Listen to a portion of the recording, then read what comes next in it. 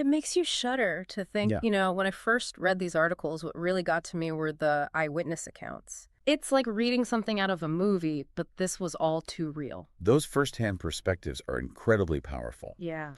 We have Manuel Arcedega saying he saw the tower crumble right in front of him. Oh, wow. And then there's Sam El-Sadi, who's actually having dinner at a nearby restaurant and watched the whole thing flame out and completely crumble. It's hard to even imagine witnessing something like that. And then you have Liam Coughlin, who described the falling debris as a fireball. Right. Gives you a real sense of the force involved. Definitely paints a chilling picture.